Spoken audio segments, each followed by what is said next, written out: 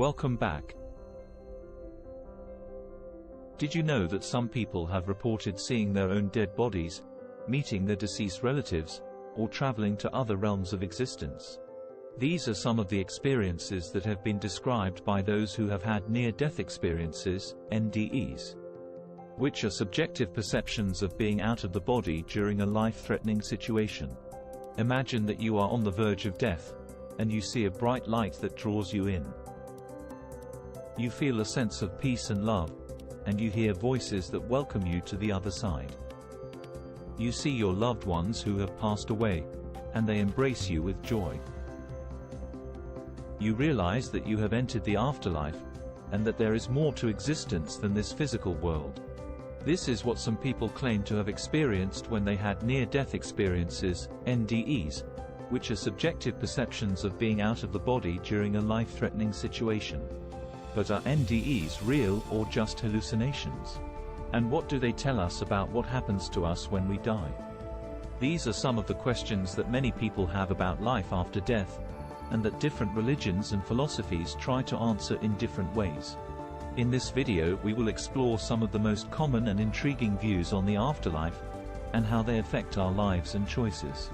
Some researchers have tried to explain NDEs as the result of physiological, psychological, or cultural factors, while others have interpreted them as evidence of a soul or a consciousness that transcends the body. However, NDEs are not the only way that people have tried to answer questions about life after death. That's not to say that we shouldn't rely on what the experts say, but rather, we should use caution in accepting everything as factual. Scientific researchers, just like doctors, can be wrong. In fact, there are many different beliefs and perspectives on what happens to us when we die, depending on one's religion, philosophy, or personal experience. Different religions have different beliefs about what happens after death. For example, Christians believe that there is a heaven and a hell, and that the soul of each person will go to one of these places depending on their faith and deeds in life. One of the most famous stories of a Christian NDE is that of Colton Burpo, a 4-year-old boy who claimed to have visited heaven during an emergency surgery. He said he saw Jesus, angels, and his great-grandfather, who died before he was born.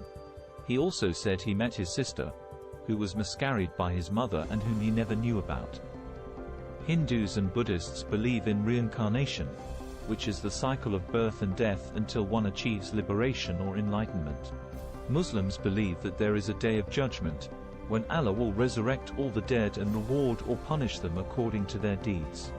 Some people have tried to answer questions about life after death by using logic, reason, or intuition. For example, some philosophers have argued that the existence of God implies the existence of an afterlife, or that the moral law requires a final justice. What do you think of these arguments? Do they convince you or not? Why or why not? Feel free to place your comments below. Some people have expressed their views on life after death through art, literature, music, or poetry.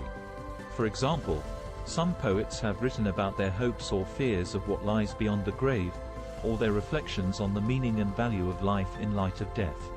One of the most famous poems on this topic is "Do Not Go Gentle Into That Good Night" by Dylan Thomas, who urges his dying father to rage against the dying of the light.